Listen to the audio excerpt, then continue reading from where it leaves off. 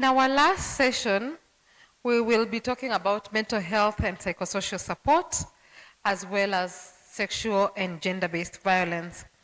I will be moderating this session, and I'm happy to have my panelists on board.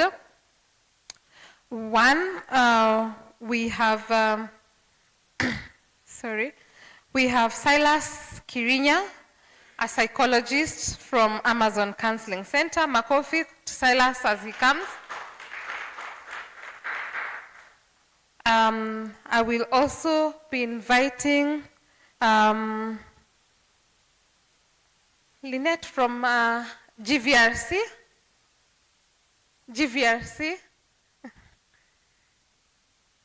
Thank you, Makofi.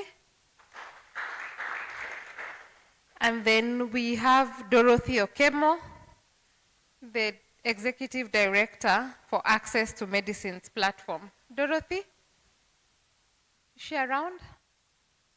You're representing her? Okay. You're from Access KE? Please come.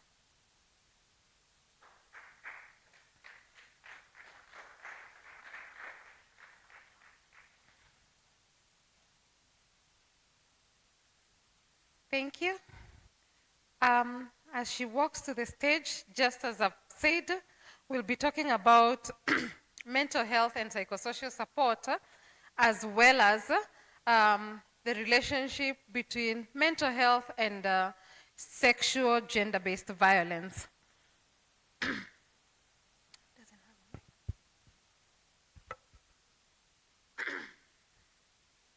I will give you a moment to introduce yourself and tell us what you do in relationship to mental health and psychosocial support, as well as sexual gender-based violence. Maybe we can start with a gentleman on stage. Thank you so much. My name is Silas. I am a psychologist and founder and the executive director of Amazon Counseling Center. So at Amazon Counseling Center, we provide psychological services for individuals, but also we support quite a number of corporates with psychological and mental health support. We support quite a number of organizations locally, but also internationally as well. Good afternoon, everyone. Good afternoon once again. My name is Daphne Mwango. I work with GVRC, that is Gender Violence Recovery Center. I coordinate and support all activities or interventions under shelter or safe rescue spaces. At GVRC, we have quite a number of programs that are centered towards addressing GBV. Start from from prevention, rescue to treatment. Thank you. Good afternoon. My name is Lynette Rateng. I am from Access to Medicines platform, and in Access to Medicines platform, we are an NGO that advocates strengthening health systems, especially sexual reproductive health. And in this, we are, in sexual reproductive health, we advocate for access to medical care and life-saving commodities for women and girls in the marginalized areas. And also we advocate for maternal newborn child health and family planning services. Thank you. Thank you so much. And my name is Mercy Kidara. I am the Mental Health and Psychosocial Manager at Kenya Red Cross. We'll directly go into our discussion this afternoon. And I'll begin with GVRC. You've been in practice for a long time, and you, day in, day out, see survivors of sexual gender-based violence. What are some of the most common psychological impacts survivors face, and which support approaches are proving the most effective in this day today? Thank you very much. When you look at responding to the first part of your question, most of the common psychological impacts on survivors is one, trauma and stress-related disorders, that is PTSD. There's a lot of issues under what generally the survivors describe as flashbacks, nightmares, avoidance, and even persistent negative beliefs. We also see people with mood and anxiety disorders, and which stretch to depression, anxiety, and suicidal ideations. And then there is also change in self-perception and functioning. And lastly, impact on self-worth. Like they have negative ideas, or anything that surrounds them is just negative. They approach everything else with a negative attitude. Yes. On to your second part of the question. The effective approaches, one is survivor-centered and trauma-informed approach. The survivor-centered care, prioritizing survivors' rights, needs, and choices. We also look at specialized psychotherapy, therapeutic interventions that are specifically designed for trauma are highly effective. And lastly, comprehensive and integrated psychosocial support. And through this, we have psychological first aid, safe spaces and support groups, holistic case management, and community and family support. Thank you. Thank you so much. And truly, we hear that these are some of the most common psychological symptoms that you see. Moving on to Cyrus, maybe what are some of the worst case scenarios that we've seen with survivors of gender-based violence in terms of psychological symptoms that you see also in your practice? Okay, so I'll go straight to the point. Okay, one, maybe to caution a little bit all of us, because we are sharing information that is quite sensitive and can be re-traumatizing also at the same time. We are aware that we are not, ourselves, we don't have immunity over these experiences. Some of us probably may have actually gone through this in one way or the other. And so as this goes on, take a moment to breathe, be aware of what is happening in your life as well, so that as we move on, we don't want to finish this and then probably we have to rush some people to the hospital because a few things here and there are happening. Maybe what you can do actually is maybe you can note down some thoughts, some feelings, whatever is happening in you is important. You just note it down. You don't have to do much about it, but just to be aware. Now, I think when you ask me what is the worst, I think the worst is someone ending their life.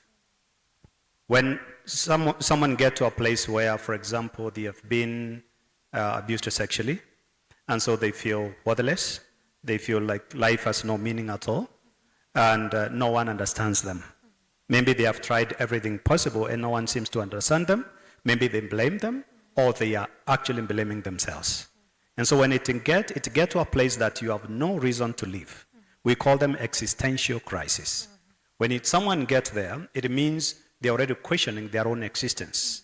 And when we may not understand, those who have not probably personally have had that experience, but when you wake up in the morning and you have a whole day, 24 hours, and actually you don't know why you're even alive, for the next 1 second, it can become a very difficult human experience. And so the worst, I think, for me, is when someone gets to a place where they commit suicide or they are suicidal. And so at that point, they need really someone to be able to support them and encourage them to access support that is available, especially so that they are able to get to a place of processing what it is that they are going through. Yes. Thank you so much. Just holding on to that thought, what trauma-informed counseling practices work best for survivors dealing with prolonged abuse? We have instances of children who've been abused over a period of time, or even adults who've gone through abuse over a prolonged period of time, and all those ones who've gone through digital harassment. We are also talking about technology-facilitated gender-based violence.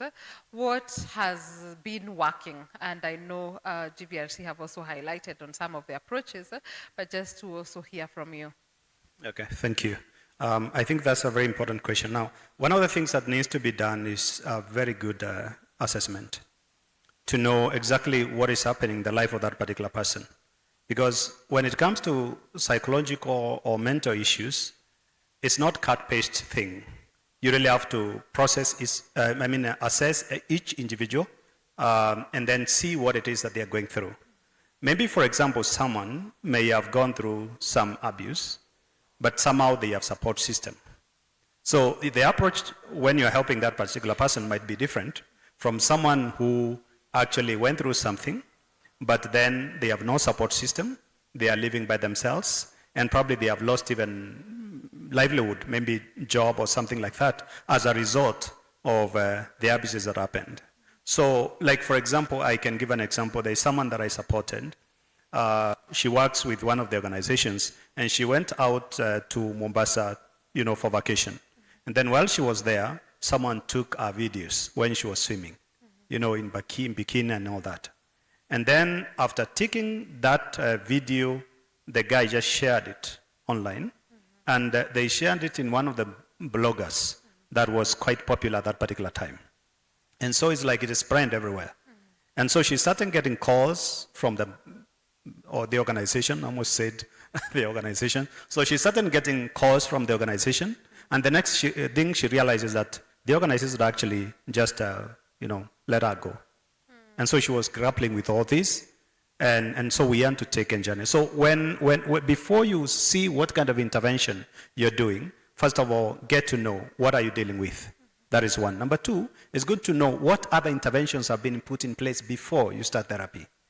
Like, for example, is this a case where someone maybe has been abused, or you've gone through online bullying or whatever it is, and then now they have been brought to you for therapy?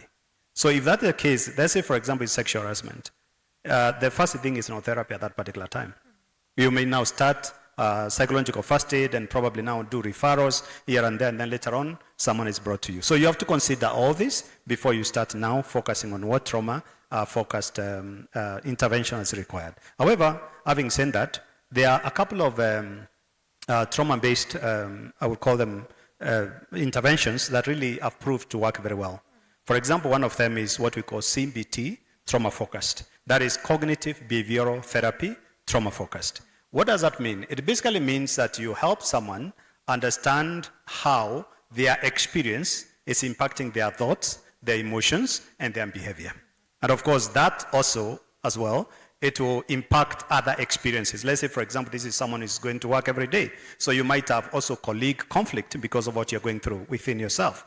Maybe you are a pastor in the church, or you are a sheikh, or whatever. You may also realize, even as you help other people, these thoughts keep on coming to you. And so if you're not aware of that reality, you can end up, for example, having very toxic kind of relationships with people. And so you end up maybe getting labeled, or many other things. You can even get isolated, yet you need help. But because people don't understand what you're going through, they end up isolating you. So that works very well. The other one is what we call trauma processing. We call it narrative processing. Narrative processing basically means, because this person, when they look at their life and what they have been through, they already have, most times, very negative perception about themselves. Personal concept, low self-esteem, low self-worth, and all that. So you have to help them create a new story, so that now they can re-narrate, or they can share their story in a conducive environment where they feel safe.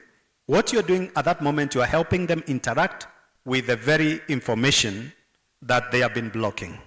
So as they interact with that information, they realize it is safe for them to do so, because it's a requirement for the healing journey. But in the process, what are you doing? You are identifying a few things. For example, let's say someone went and reported. So you might need to tell them, you did very well to report. That was very good of you. I can imagine how the society takes this, but you reporting, you did well. Now, the moment you tell them they did well, they start having a positive story about themselves. So you're helping them rewrite the story. Okay? The other one is cognitive processing. Now, cognitive processing is basically now, this focuses much more on the thoughts.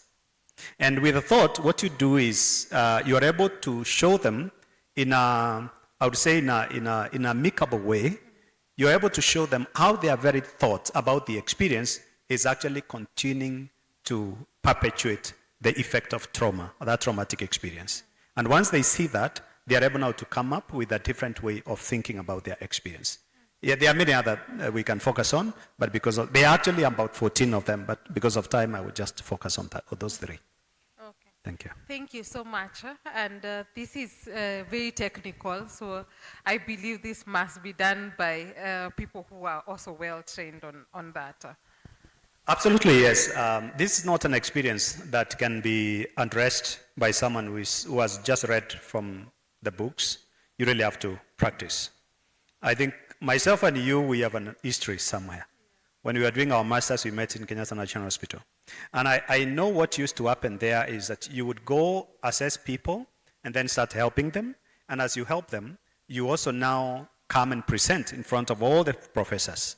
And then they have to critique your presentation and, of course, help you some along the way. Or if you come up with an insight, then they are able to appreciate that. So you have to really go through training, but also experience through practice. Thank you. Thank you.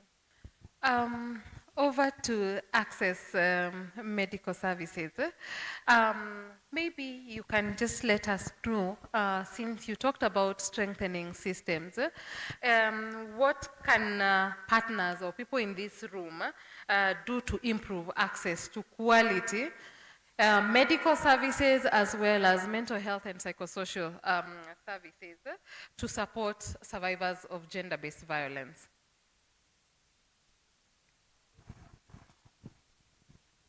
Okay. Thank you for your question.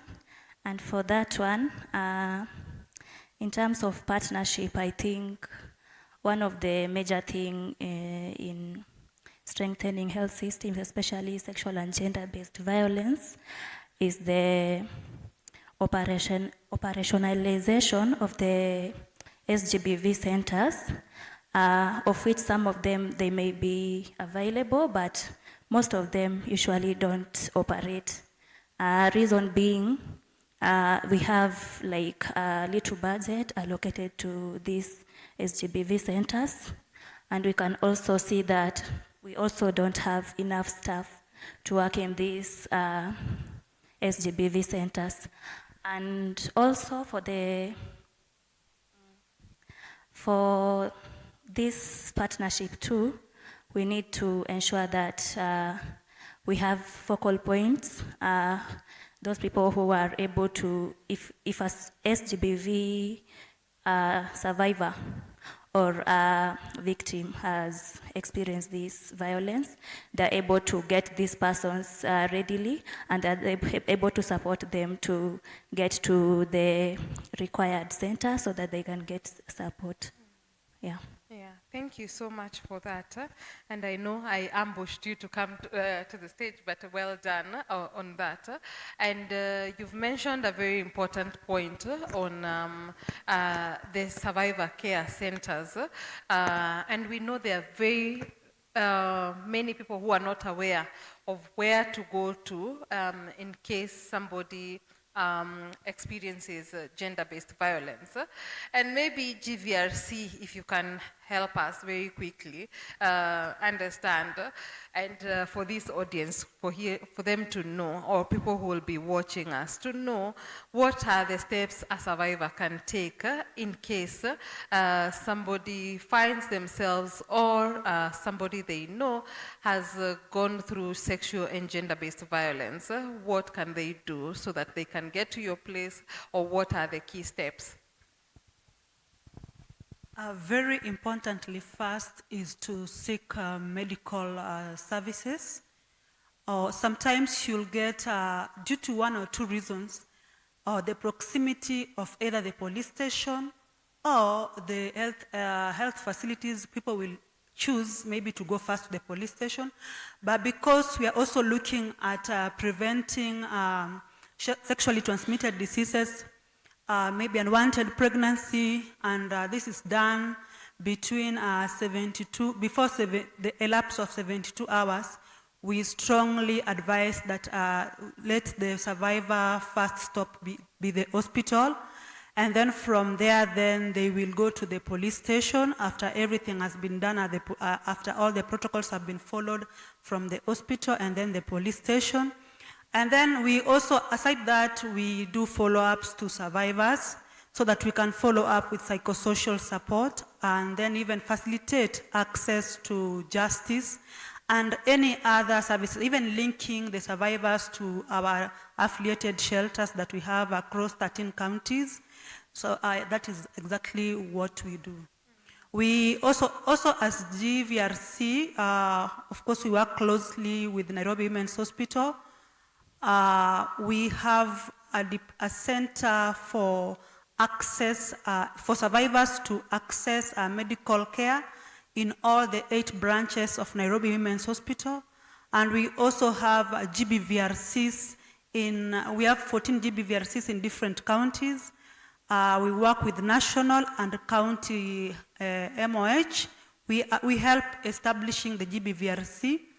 The GBVRC centers in the healthcare facilities that are freely accessible, and every service there is also given at no cost. We also have a toll-free number that we can be reached through by the survivors or anybody else who wants to report any GBV incident.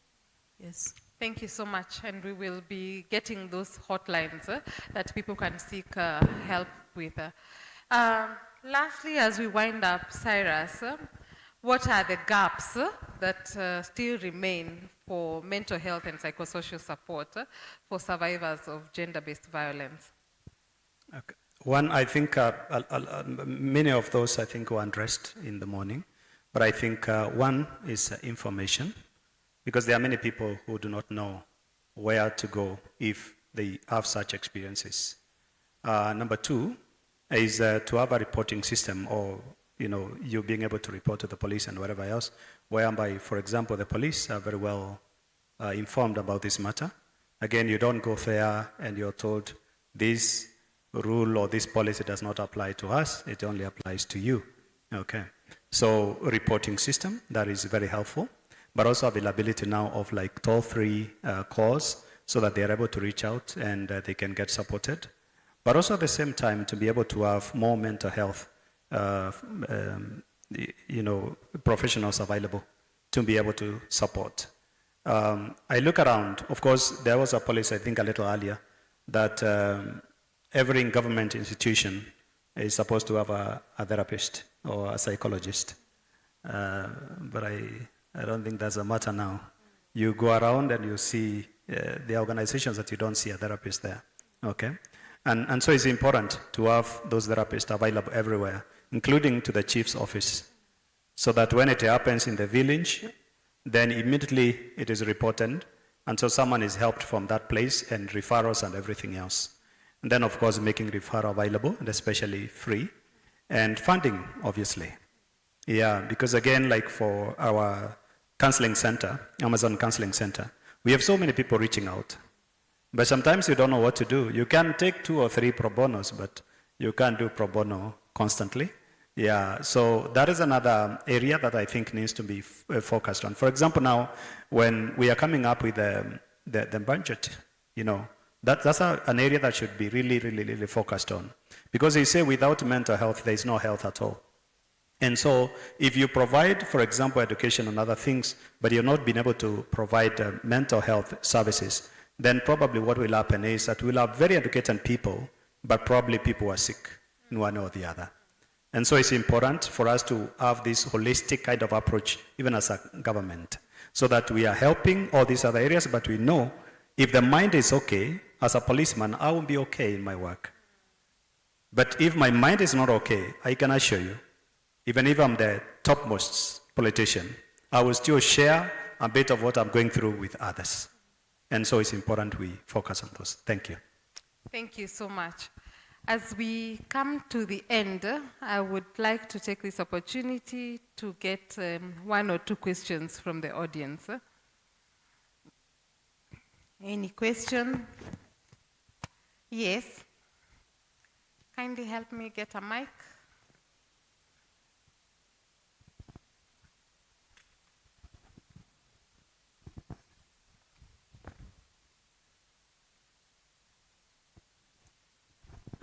Thank you so much for these very important and timely conversations. If we all go back to 2020 when, during the COVID times, part of the aspects that, most of us were enclosed, we didn't know how to cope with the situation. And then now looking at what you are doing and some of the partners here and organizations are doing on mental health and psychosocial support, I feel it is very, very critical to put an emphasis on at least the first two layers of the mental health pyramid out of the four, because in layer 3 and 4 is where you now have the specialized services. But then down here we have psychosocial, education, we have PFA. How do we ensure our clients, the communities we work with, to even self-de-escalate in the event that, they experience adversity? Maybe to share an experience of what we do as IRC is that the communities that we work with, including even the young girls and their parents, community health workers, are at least trained on psychosocial support, de-escalate, and psychoeducation. So just to put it out there, that these are some of the approaches that have really worked, in as much as there's that specialized intervention of MHPSS, but there's so much that we can do, and there's a lot of ignorance out here. He gave a very good example of taking deep breaths. Yeah, most of us don't really know that. At times I have stage fright, in as much as I've sat in many panels, but before getting onto the stage, just having those 3 minutes of deep breathing exercises really helps me to calm. So it's just something, it's not really a question, but more of a comment that I wanted to share. Thank you. Thank you so much. We have another question right in front here.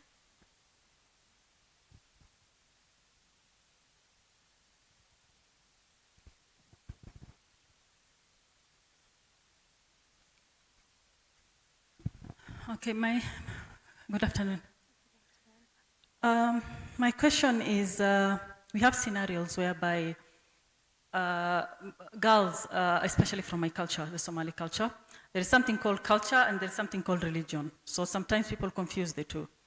So you'll see that this girl has been, has gone through gender-based violence, and then the perpetrator is asked to marry the girl to cover.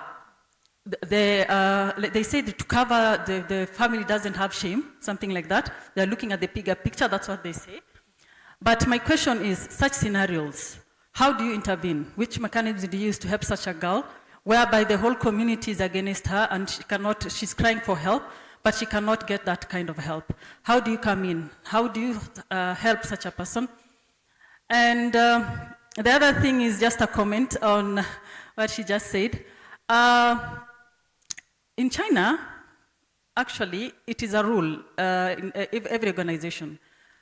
They take a nap, 1 hour nap every day, like the way you go to take a lunch break. I'm just saying this. They have those stretch beds, you come with something to sleep in, to just, take a breather. So because most of us, we are working with these communities, we are working with these people, we don't realize, like he said, Silas, right?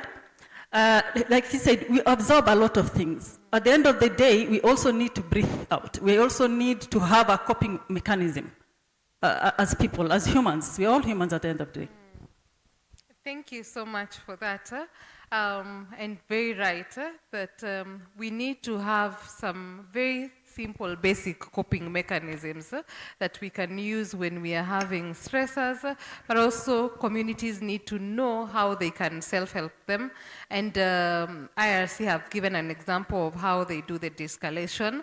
But also for us at Kenya Red Cross, we do trainings and sensitize communities on psychological first aid and for our first responders to know how you can help a fellow human being who is in distress. But going to your question, I don't know who of our panelists here would like to answer this question on how can you help a girl who is coming from this cultural background where, if I got you right, where there is, they're trying to do cover-up so as not to shame the family by reporting an instance of sexual gender-based violence. Anyone? Yes, sir.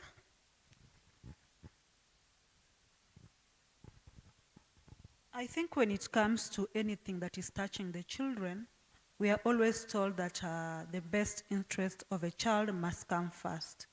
And in this case, the best thing is to work with the Ministry, Department of Children's Services, because then they take a lead in ensuring that the child is safe, the child is schooled, and at the end of it all, the child belongs to the government. There is law, there is religion, and there is culture. But at the end of the day, we have law that governs us as a country. So when we put all those things together, we want to maybe safeguard the family. We don't want to be ashamed. But at the end of the day, let's remember that there is law. And also one of the things that we are supposed to do. Some of these things happen because people lack knowledge. They don't even know that if a child says yes, it's still a crime under this government. When we look at the Constitution and everything else that governs us, she is still a child, he is still a child. So even if it cannot give consent. So at the end of the day, we need to do a lot of rigorous community awareness activities, especially to the regions that are identified with high cases of GBV. Thank you. Okay, so just as a small contribution, I think what I would say is this is a system issue, especially where we have cultures whereby if there has been, for example, sexual abuse, then you marry that particular person. I think these are conversations that needs to begin from the family level, from the grassroots to school, and so that now, of course, policies as well, so that children, as they are growing up, they know their rights. And part of their right is actually to be able to report anything that goes against their privacy, and especially being informed that, yes, it might look culturally right or religiously right, but at the end of it all, if it's something that is hurting the life of a child, if it's something that is putting the life of that child to a halt of some sort, then there is no negotiation at that point. But you see, the problem is this. When it happens in the rural areas, for example, almost everyone there knows that this is how the culture do their things. So it's like when you report, you look actually like a stranger. You don't understand this. That's what you do in our culture. So it has to begin from there. This falls under the level of indoctrination. And indoctrination basically means you take the brain, allow me use that literally, you take out the brain of a human being, you put your brain, which can be the brain of the culture, the brain of the religion. And so this child or this person, as they grow up, they are not growing up in freedom. They are growing up as perpetuators of the community, of the societal beliefs, or something like that. They have no sense of freedom, and therefore they don't realize that they themselves need security and they can actually stand for themselves. That is one. The other thing is, if someone who has been through those experiences come for therapy, one of the things that you need to focus on, of course, is to give them a platform and for them to be able also to create very good rapport. Once they have created very good rapport, it's easy for them to open up and share with you. As they share with you, then you can do psychoeducation, part of it. And psychoeducation basically is to enable this little one, if it's a small child, for example, to actually understand that whatever it is that is happening in the society, it may look right, maybe to the whole society, to your parents, to the teachers, but it is actually not right because in one or the other, it is infringing your own right. So you do the psychoeducation, but also at the same time, you use what I was calling the cognitive behavioral therapy. That also helps a lot to be able to work now on the negative ways of thinking so that you can come up with ideas that are positive, that are building you, and that are making you, you know, like there's that sense of universality, so that you are not just very, like in a cult of some sort, but you're able also to share with the rest of the world the views of marriage and all those other aspects. One of those cases that I really dealt with is a child, 10 years old, was married, and she stayed in her family. Now, there was a second wife. So when other children are asking for permission to go and play, this child will go to the first wife and ask for permission to also go and play. And so the child didn't know what was going on until the first wife died. When the first wife died is when now she became fully a woman in the family. And slowly by slowly she got pregnant. So she is coming to see us when she's already 6 months pregnant, and she's wondering, why am I the only one who looks like this and everybody else doesn't look like me? She's comparing herself with other children. When you buy sweets, she also wants sweets. Like, she really doesn't understand what is happening. And therefore, whoever gets hold of such a case, it is time to really do a proper psychoeducation, but also to report. Even if the systems are against, let's say the community or religious, you really got to sometimes sacrifice and just report this matter. Once you report it, we hope that you will be alive and